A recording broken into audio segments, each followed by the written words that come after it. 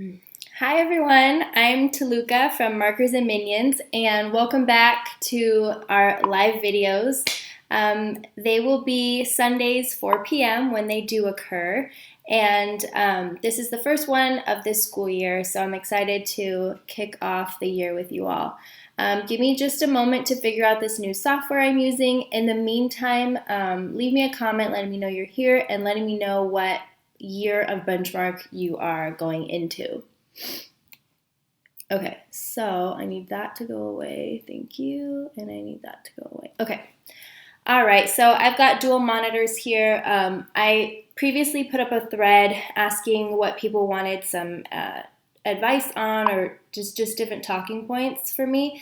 So I've created some like a spreadsheet to help me stay on track. So I will be glancing over from time to time to my second monitor. Feel free to comment, and as soon as I'm done with like one talking point, I will look at the comments and address some of them. All right, so those of you who either don't know me already or who don't remember me, I'm Taluka Rivers. I am a third grade teacher. My experience with Benchmark is second and third grade. I've done a combo with Benchmark, and it all started in 2015 when I was on the adoption committee for my school district. I really wanted to adopt Benchmark, and the next year when we formally adopted, I had this mindset of like, I am going to like conquer this challenge. It was the year of my combo, and I had a brand new baby, and we had this new curriculum. So that's kind of how this group was created or born, because I needed an outlet. Like I needed people that were going to collaborate with me and share with me. So, and then since then it's just blown up. So that's how it started. I do have, oh, and I don't know if I mentioned, I'm based out of LA. So all my videos are Pacific time. So, okay. I do have a group document. It's on Google Docs. The link is bit.ly/mmgrouprules, and I'll leave that in the comments. It's a short link. That has all of our procedures, how we run things, and the rules, and just shortcuts and tips for like navigating this giant group. So be sure to check that out. If you haven't ever checked it out before, definitely read it. And then also, if you haven't seen it in a while, check it out. Okay, check. And then before I jump into this, I wanted to briefly mention, I put up a post yesterday. I updated the focus walls for those of you that have that. And I just want to clarify that all you have to do is go into your TPT, re-download, and it's yours. So it's updated for National Edition now, and then everybody has vocabulary and spelling word cards, which I'll talk about in another video, like different ways you can use that. All right. Let me drop this link into our comments here before I move on. And then I also wanted to mention that I have an email list that I am working on communicating through. So I'm going to drop that link as well. If you'd like to join the email list, I can send follow-ups on any of these talking points. So, and if you'd like me to elaborate on anything or send recaps or anything like that, I plan to do that through emails. So to join my list, to get my emails, there is a link, and I just put it in the comments as well, over there on that screen. Okay, so the main talking points today are going to be on review and routines and how that segues into your small groups, how that connects to Unit 1.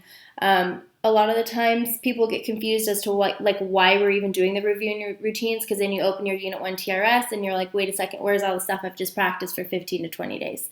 So I'm going to show you how that bridges, how that connects, and we'll talk about things you can do during that time and how to make sure that you're planning efficiently, etc. All right. So first of all, I wanted to go over like what is a workshop. So Benchmark is a workshop model program similar to, like, for example, Lucy Calkins. That's another big one. Basically, what a workshop model program is, in a nutshell, is you teach these mini lessons, and the key is to keep them mini, and then you get the kids into small group. So running these different centers or workstations, as Benchmark calls them, and that's where they're practicing the skills that you've been teaching them on their own, independently at a level, at their level, and then you're pulling groups and you're conferring and you're doing guided reading. So ideally, you're doing these guided reading groups where you're working with a homogeneous group of leveled kids, and then you're also meeting with kids, ideally one-on-one for their writing, etc. So that's the nature of this program. So it's a lot of going back and forth. If you don't get into your small groups, then the program really falls flat, and it's going to feel like this is the hardest program ever because these texts are like Lexile, whatever, and you're not really getting into those more leveled texts that are going to be more applicable for your kids. So that's just an overview of what that means and why we have these review and routines days. So reviewing your routines is meant to be done every year. So if your kids are already familiar with Benchmark and they've done this a couple years now, you can definitely cut those days short. So I see that all the time. Like, do we have to spend the full 15 days or the full 20 days? And the answer is no. But you don't want to skip them either. I think I was full of misconceptions around these first 15 days in the beginning when I first started, and now in hindsight, like, I understand why we have them and, you know, the purpose. So the purpose of the review and routines days is to get your kids acquainted to your classroom. So at the beginning of the year, you'd be doing that anyway. You'd be teaching how to access your classroom library, how to go from your desk to the carpet, how to put away your materials, how to whatever it is, how to listen, how to turn to a partner, the regular things you'd already do.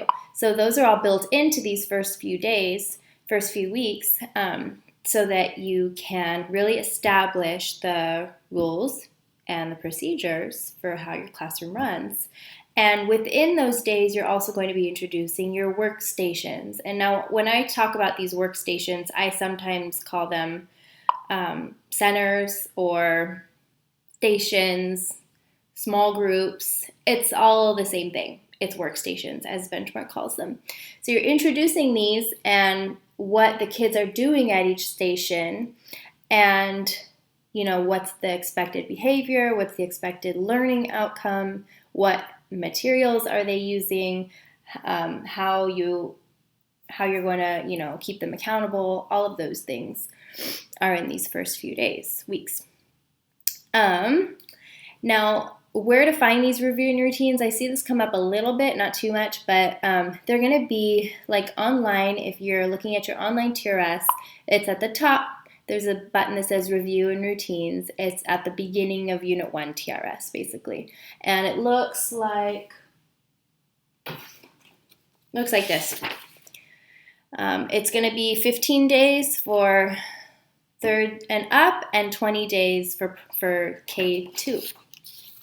And like I said, you can adjust those as needed. And then there's the question of the read alouds. So I just want to address this in the beginning.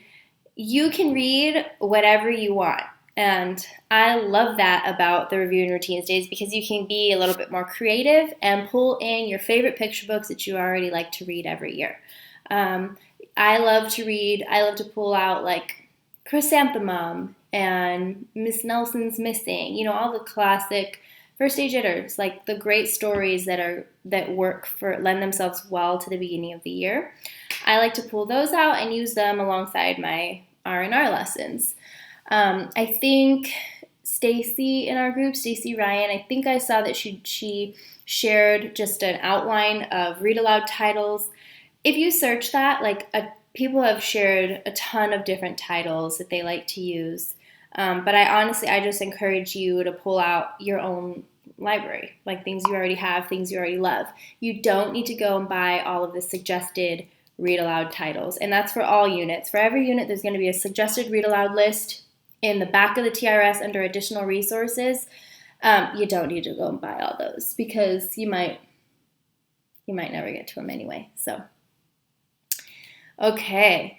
And now, how does this connect to Unit 1?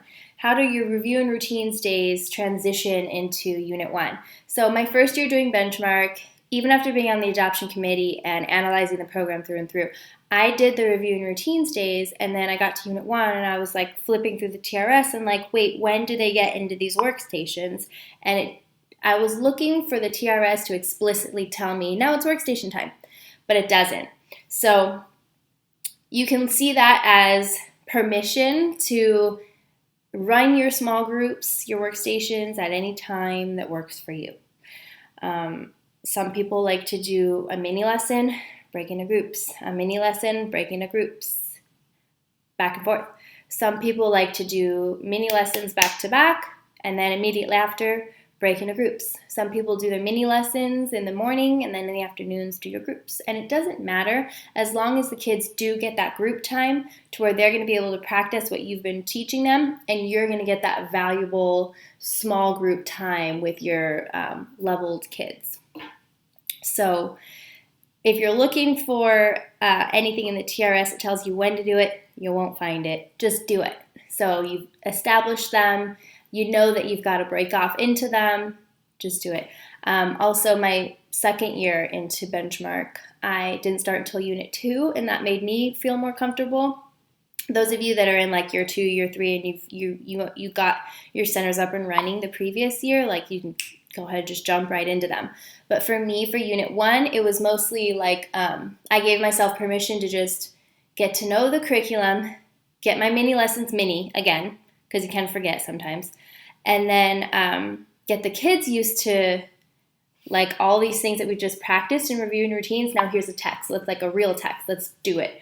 That's a nice transition time for me. And then I also at a week before full-on centers, I did like a practice run to where I wasn't meeting with a group, so I was available, because typically during small group time, you're not available because you're doing your guided reading. So there was a test run week where I just circulated while kids were at their center or doing their independent work, and I was there to answer questions, I was there to redirect, etc.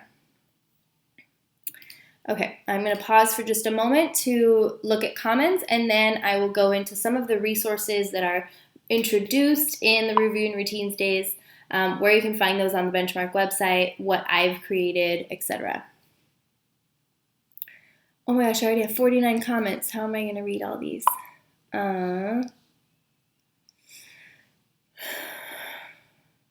Okay. Let's see here. Hi, everybody. It's good to see some familiar names.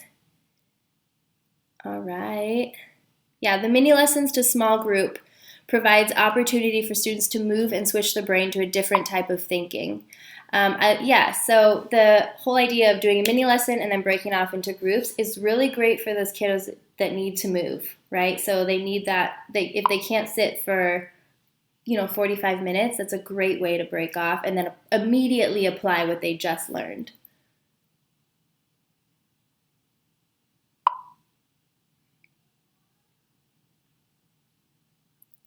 Okay. All right, so I'm sorry, I can't keep up with the comments. I'll revisit them later. Okay, so some of the resources that you will see brought up mentioned in these review and routines days. The first thing I see a lot is the reading log. In the past, I used a reading log, and I'm not the kind of teacher that is organized enough to follow up with a reading log or actually use the reading log for anything. So I tried it for a little bit and then forgot about it. So I don't think it's absolutely essential, personally. And then there's also a reading log that comes in Benchmark Universe on the website where the kids can kind of log what they've read from benchmark materials. So they can kind of keep a record of just like the level text and the text for closer reading, my shared readings, whatever in that reading log. I've never needed it. But yeah, you'll see that brought up in the review and routines days. Eventually I just skipped over that personally. I also know that one of the resources that's brought up is the Lift a Line in the upper grades, but I'm not sure if it's brought up in the lower grades, but you could absolutely do it. And then my first year that I saw that, I loved that strategy, and I just typed up a quick response sheet. So I have this free on my website or on my TPT, Lift a Line. I didn't finish coloring. But basically, it teaches students how to take a line from the text and respond to it. So it's like a very simple response to text, intro, basic response to text. So this is awesome to introduce, and then just run a bunch of copies, put them in your organizer, your shelves, and then have it be a center all year long. So one of the, the may-dos, if you finish like the main thing you want them to do at the center, then they can work on something like this. So this, I have a couple variations of this. It's all in one free download where like the picture comes first, and then there's writing and then a picture. And then I think I have this in Spanish too. So that's one of the resources that's mentioned, and it's simple and it's a good practice for the kids. And then bonus, it turns into a evergreen resource that you can use in your centers. The other thing I've got are these planning templates. So it's 15 to 20 days based on your grade level. It's the first 5 days I put in my own plans. This is literally what I do with my kids. You can adapt this. You can use this in a lot of different grade levels. So yes, I teach third, but like if you like the book Miss Nelson is Missing, you can still do it. You can do it with fifth graders. You can do it with kindergartners. As long as you use it for the purpose, you can use whatever. So these were just my plans. In the 20 days, K through 2, the wording is a little bit different, but it's more or less the same type of thing. And then the other boxes are just blank, so you just type them in. And this is also free on my TPT. So even if you don't want to plan all your days out, you just want to use this, that works. It's all good. Next, I have the annotate posters, also free on my TPT. So I made these little guys. These are usually people post these up high somewhere in their classroom where the kids can refer to them all year long. This is one of the skills you're going to be teaching in your reviewing routines days, even down in kinder, because starting in kinder, they're annotating text. They're interacting with text. So I took some of the most common symbols and made little posters for them. You can always add your own symbols, especially if you're meeting like as a school and you agree on some of the symbols that you want to be passed on grade level to grade level. That's a kind of a good starting point, and then be sure to like post those for the kids. Let's see what else I have here. Okay, so I've got the question strips also. One of the things that Benchmark mentions in the reviewing routines days are the question jars, I think they're called. I just call them response to reading questions. Those are on my shop as well. I typed up questions that students can respond to for fictional text and then nonfiction text. So they're just strips. I set them up in 2 little buckets, and then they can just pick them out. They're laminated. And then there's a response sheet. And say they're reading, I don't know, like one of the Who Was books. And then they say, okay, this is nonfiction. So they pull from the nonfiction bucket, and they answer the question, just a quick write-up, response to text. That's also a great center activity. And then I also wrote down here that the focus wall word cards that I added, you could totally use those in your centers as well, and introduce how to do some of those strategies in the reviewing routines. For example, like quiz trade, where the students have a card and they kind of travel the room or maybe just interact with the kids in their group, and they say, okay, how do you spell? And the other person answers. And then they quiz each other on, the spelling, and then they trade their card and they go to someone else. You do that for the spelling words, you can do that for the vocabulary, it gets them talking, it gets them practicing skills. So that's another thing that you can try. And then, of course, all of the other center resources that I made in those grade level bundles. Those are great to introduce in the beginning of the year, and then once you get your centers up and running, they have something that's like a must-do. As soon as they sit down at that group, they do that, and they finish that. If they finish, they can choose from the other activities. So personally, my centers are word work, so they're working on foundational skills, so phonics, spelling, language, and then writing, where they're continuing what we're writing about in class, or they're doing some sort of creative writing or big cheese writing or whatever it is, whatever writing you love to do. Read to self and technology. And then, yeah, those are my main centers. I keep it simple. If you haven't heard about Daily 5, definitely look into Daily 5 because the workstations in Benchmark they lend themselves very well to the Daily 5 centers. Okay. Let's see. I saw in the thread someone had mentioned that they were overwhelmed by the amount of materials. That's a normal response. I just clear off some space behind the whiteboards because we have the whiteboards that slide. Just store them. Pull out things as you need them, as you're ready for them.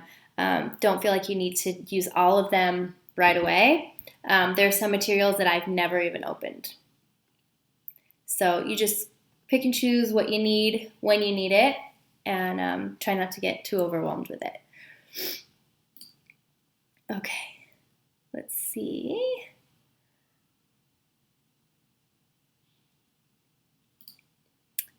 All right, and so I can't see comments, but it's kind of good because my goal is to kind of keep these videos moving right along. Last year when I did videos and the year prior, they were always like hour-long videos because I was interacting with people. So I have now like an agenda that I want to stick to, and then at the end I will get back to comments. So I'm not ignoring you, I promise. Okay, I saw the topic of small groups come up a whole bunch. Now, rewind real quick. If there's any other clarification that I can offer around reviewing routines, if I didn't get to a question or you want me to just elaborate more on something, please let me know. Like I said, I can type up an email, I can type up a blog post, whatever you guys need, and send that out to you. I also have videos and posts from last year that I have scheduled to post next week, so that might answer some more questions as well. Okay. Now, small groups. This is one of the most intimidating parts of Benchmark at first, but then once you have them up and running, they are amazing. So one question that I was asked about is how do you plan for your small groups? So I have like an hour-long video of this already, but in a nutshell, the way that I plan my small groups are this. I have teams and I have reading groups, and they run at the same time. So my students that are working at a center or a workstation independently are at that center with their team. The teams are not homogeneous, and that's really important. The teams are comprised of mixed reading abilities and mixed personalities, boys and girls. I try to make them as diverse as possible. That really makes it so that they can run on their own. Because if you have leveled kids, all the same level, working independently, eventually they're going to need you. And you're unavailable during that time because you're over there doing guided reading with those small readers. You need them to be self-sufficient. You need them to be like their own little community that like runs off of each other. So I spent a lot of time in the beginning of the year, and then I revisit it throughout the year just a couple times, making those groups. And I literally just make a grid. I color code my very strong readers. I color code my leaders, so the kids who I know can run those groups. And I make sure that I have one in each group, a strong reader in each group. And then I also make sure that I've got like backup leaders. And I make sure also that I don't have like two that are going to butt heads or two that are best friends that are otherwise all together at for every second of the day. So I strategically make these teams so that they're self-sufficient. My groups that I pull to read with me are homogenous. So you might be thinking like, well, where are you getting those kids if everyone's all mixed up? Well, say I'm choosing and I use Lexile, so like this range to this range. Then I'm going to pull one kid from that group in that range, one kid from that group, two from that group, two from that group, and they're reading with me, and they're not going to their center, and that's okay. Because what's more important than that independent center work is that they're with me getting that individualized instruction that's differentiated, and it's reinforcing the skills that I've been focusing on in my whole group time. Okay, so it's the follow-up to your whole group mini lesson, that mini lesson that was cut short, and you're like, wait, no one mastered that at all. It's your second chance to sit with them and be like, okay guys, let's work through author's purpose some more. Let's use this text that's at your level. Okay, so that's how I run them. That's how I plan for them. How do I decide what I'm teaching them? Definitely plan all 3 weeks in a unit at a time. When you plan all 3 weeks at a time, you see which skills overlap each week because they're super important to that theme. So for example, take Unit 4, which is all about point of view. So you're going to get a lot of lessons, like I said, on like author's purpose, or like in 5th grade, objective versus subjective, or down in the younger grades, narrator. So see what lessons are spiraling, what your main focus is, and then maybe focus on that also in your guided reading. Or maybe you know that you don't have time to teach key details and main idea. Pull it into your small group. So it can be your small group lesson can be based off of what you need to practice more of, what you didn't get to. It's really up to you. If you look online, and if anyone needs help finding this, I'm happy to help.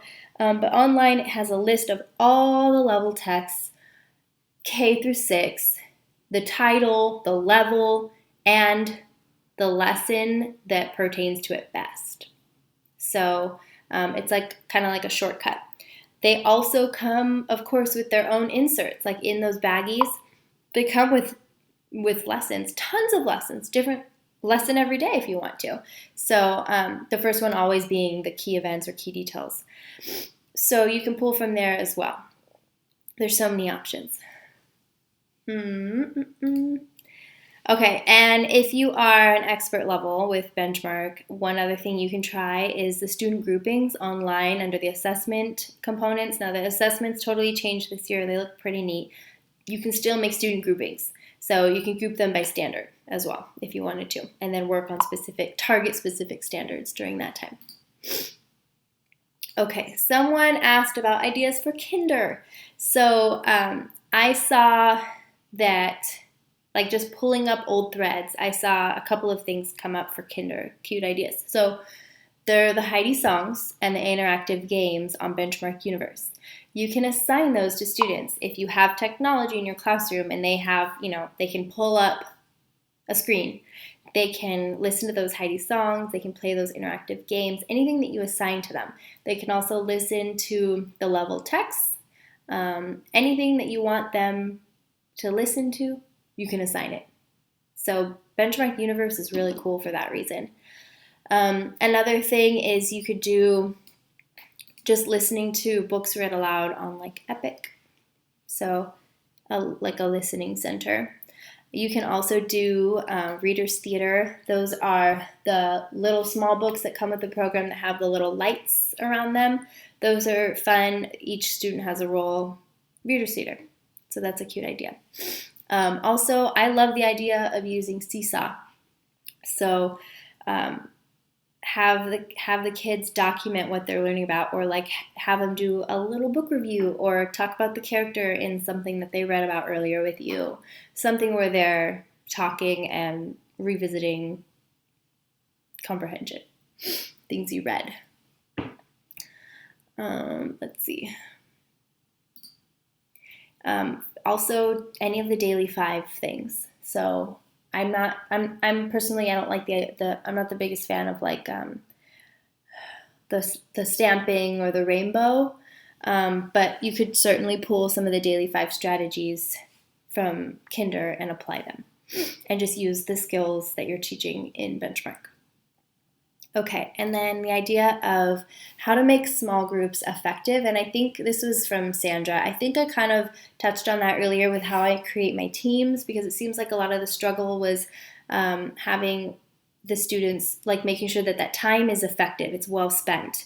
So the grouping of the students is really important to make sure that they are focused, doing what you need them to be doing, and being held accountable. So accountability, what I personally did, and my mindset, my frame of mind might be totally different, but this is what drove my decision making around that independent work.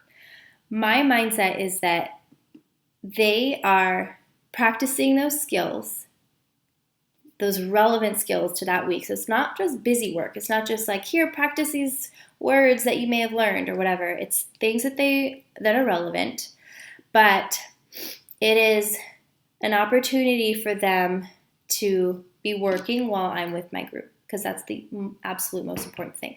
So with that said, I was not very, I wasn't much of a stickler for like grading that work. I didn't always grade it. I did a few different things. On Fridays, first of all, we had no new centers, no new work. It was a catch-up day. So I had students work on finishing what they didn't finish in their center. So that was one follow-up. If they didn't finish it that day, or they were distracted, they were talking to a friend, whatever, you have Friday to do it. I would send work home so parents could see. I would sometimes, not every week, but sometimes I would go over the answers as a class and say, pull out your spelling pamphlets, let's go over the answers. Or pull out your writing booklet, I want to hear some of your drafts, who wants to share? Just in the back of their minds, they know like, hey, I need to have this done because we might be going over it all together. And then I would also let them know, and I did this randomly, I would pull examples for their file, their student portfolio. And I would say, like, at any given time, I can come around and take examples of your classwork to show your parents when we have our parent conference. So make sure you're doing your best work. And that's it. Some people like to have it turned in and they grade them and they have a classwork grade. Some people like to send it home for homework as a follow-up. It's up to you. You can be creative. Let's see. Another thing that came up with Sandra was she was saying that maybe her groups were too big. I like to keep my teams around like 5 or 6. Any larger, it's a party. So it's worth it to have more centers. Even if it's like I have 2 word work centers, but they're not together. And another solution to that problem is maybe they don't travel to a center. Maybe they just sit at their desks, at their table, and they work on that center work by themselves. You can totally do that too. All right. And a couple of just random things that I saw come up that I wanted to address. Shared reading for K1. So someone was saying, where does shared reading fit into my ELA block? So the point of the My Shared Reading is to have a connection to text reinforcing the phonics. Okay, so you want the students to get into that text and apply the phonics that you're teaching. So they interact very meaningfully. They have these annotations that they're supposed to do. So they're interacting with the text. It's mostly going to be phonics based, as opposed to in the upper grades, it's all reading strategies for the most part. And the point is, and this is like the theory behind it, this is where my head kind of spins sometimes, but the point of the My Shared Reading is to establish that visual cueing system. So exposing the students to the visual aspect of text, right? They hear text, they speak it. The My Shared Reading is so that they can see it. I hope that makes sense. So the best time to do it is near your phonics instruction. And then I know there's some criticism around it. I made a note here that it's something I see come up just over the last couple of years, is that it was almost like it was an afterthought. So they have like the little box in the My Shared Reads, and then you don't really know what to do with that. So I say just get creative with it. Do what you like. There's no specific instructions, so don't pull out your hair looking for them, as far as I've seen. Okay, the idea of keeping mini lessons mini. So, some tips for keeping your mini lessons mini. First of all, plan your unit, like I said earlier, plan it entirely, all 3 weeks next to each other, so that you can see, so you can trust that these skills spiral. When we don't want to let go of a lesson, we want these kids to master it, it's because we don't trust that we're going to have another opportunity to come back to it. So plan long term and see, and just you'll feel better about yourself. You'll feel better about breezing through lessons because you know you'll come back to it a lot of times. Secondly, get to know the anatomy of a lesson. And this is something that I became a pro at this last year, making the close reading companions. I analyzed every single lesson from 2 through 5. So if you ever want me to come on and do an email or a video of how to analyze a lesson, I'm happy to. Analyzing and understanding the anatomy of the lesson will really help you roll through it. You won't get stuck in one part. You won't get stuck reading all those blue paragraphs because you don't need to. So once you understand where the lesson's headed, it'll be a breeze. Definitely understand that it takes practice. It takes a long time to be able to master that mini lesson. I sometimes get caught in reading the text because the text is hard, right? We can all agree on that. I want to stop and say, well, this is what this word means, or this is this super abstract concept. It's going over your heads. I already know. Let me provide some background. You can't do that because that will maximize your lesson. So click play on Benchmark Universe. Open up your text for close reading, click play, let the computer read, and then you go to the back of the classroom and just go, oh, I want to talk, I want to teach, but don't do it. Let the computer take over until you feel like you can do it yourself. That's one tip. Another thing is set a timer for 15 or 20 minutes, however much time you want to allocate for whatever the skill is. Give it to a student, tell the student, you are my accountability friend, you tell me when the timer's up, and just explain to the kids. Sometimes even just explaining to the kids helps. Like, hey, this lesson might be cut short. It's not because anything you did, it's not because of anything I did, it's just the nature of this program. Explain it and move on.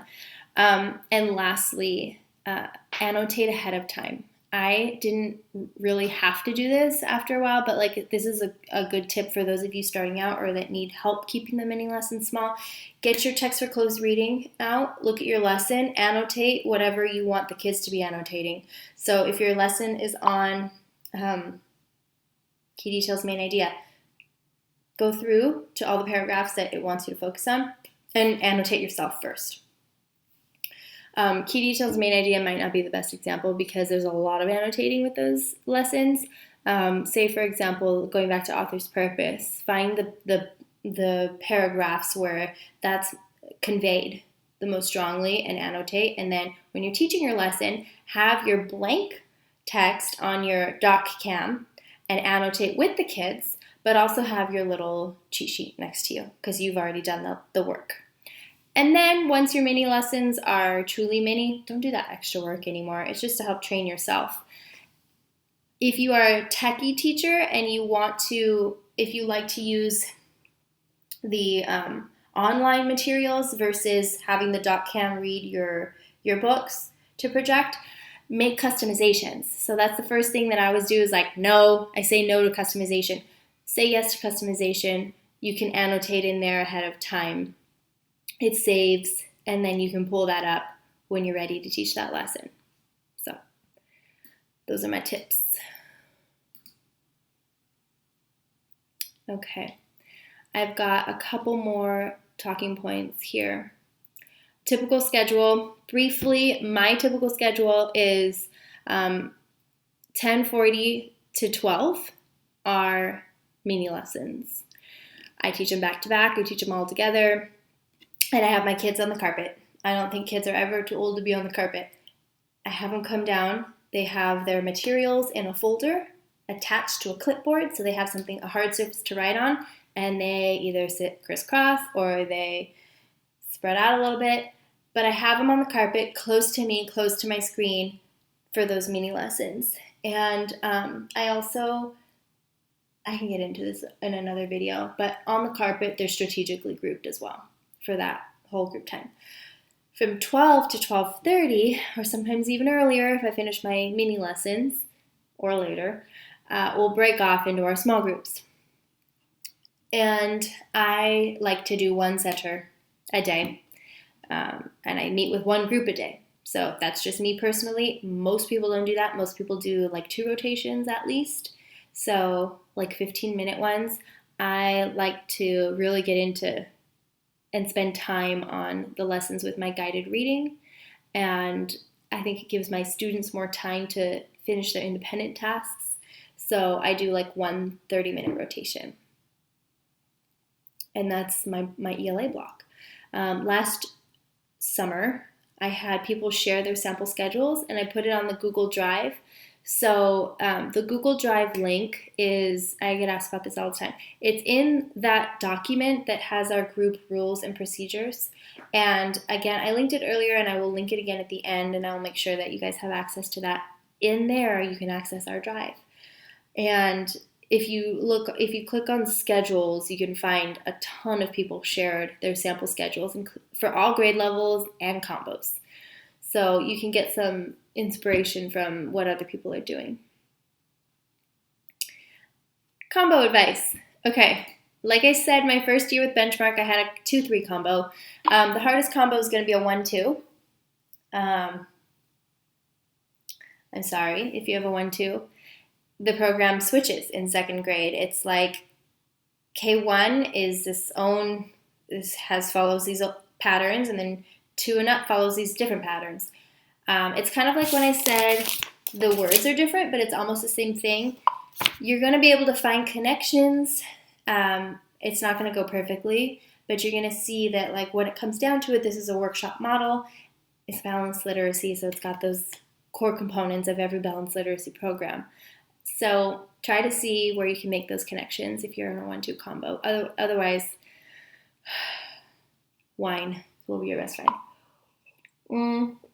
For me, with my 2-3 combo, some of the advice that I have is, again, plan all 3 weeks at a time for both grade levels. And then once you have all 3 weeks planned for both grade levels, look at them. Okay, 3rd and 2nd, they're both doing this lesson for this unit. Let's do that together. This content is pretty much the same. Like Unit 3, Animals and Adaptations. Let's do it together. Let's teach the content together. So I would group them. I would have them all together whenever I could. And then in your small groups, instead of grouping based on grade level, group as if you had a straight class. Just group by reading level. And that's going to be so much easier. You can have the same tasks and differentiate the materials and differentiate the materials they're using for each task at your workstations.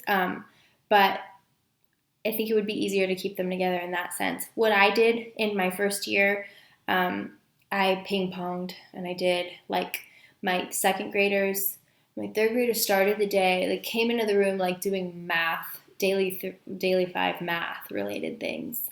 Well, I did ELA with the 2nd graders. Then when I was done with that, my 2nd graders went and did their workstations, and I taught whole group math for 3rd. So you could do things like that as well. Ping pong, have different things going on at different ends of the room. If possible, you can rely on your team teacher. So I know what helped me was I sent my 2nd graders out to like PE with another class. So I got more like 3rd grade one-on-one time. So if you can do little arrangements like that, that might help as well. I guess it's worth mentioning there is a combo support document on Benchmark Universe under program support. You'll see like combination class guide or something like that. I think I looked at it, but didn't. It's okay. it might give you some ideas. Let's see. I also wrote here, you could try to run independent workstations with one grade level while the other grade level does whole group with you, and then flip-flop that way. It's kind of hard to visualize, but I think that you'll find a groove after a while. It's going to be hectic, and then you'll find a groove. Okay. ELD. So the question was, does it connect to ELA? The answer is yes. So the ELD program was written with the intention of scaffolding students back into their core text, their core ELA program, right? So when you open up your ELD text, your ELD TRS, you're going to be seeing all the same texts that are in your advanced materials, right? You're going to see the same stories, same text. They are consolidated, they're broken up into more manageable pieces, and there are more pictures. So with those visual scaffolds and with you honing in on your language lessons, the idea is that they then are more well supported once you do your whole group ELA lessons. So you're not taking them out of whole group ELA and doing this separate thing. It's really designed to lift them up and scaffold. The texts are not consumable for a reason. They don't want, the idea is that they're not living in that text. They're not doing their annotations in there. They're not doing worksheets because that's not the goal. They're not going to live there for very long.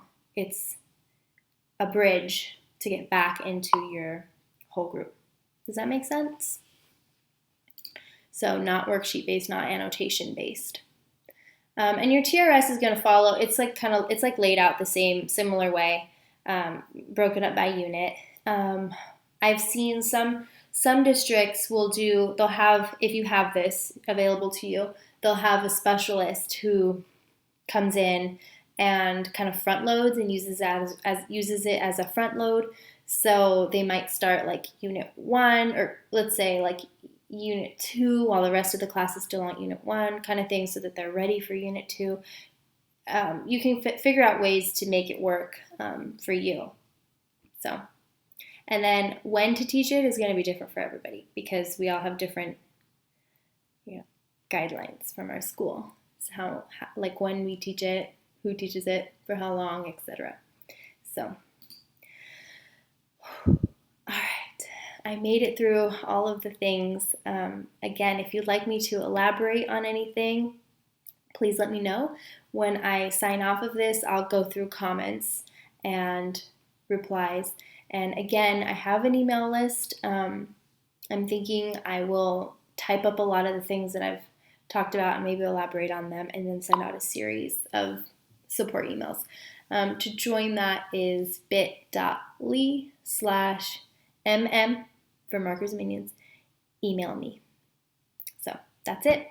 All right, thank you everybody, and I look forward to a good year with you all. And if you're feeling scared or nervous or panicked, just take a deep breath, and we're here for you. You can always post and ask questions. You can always pull up old conversations, old units that I've put together, read my blog, whatever it is.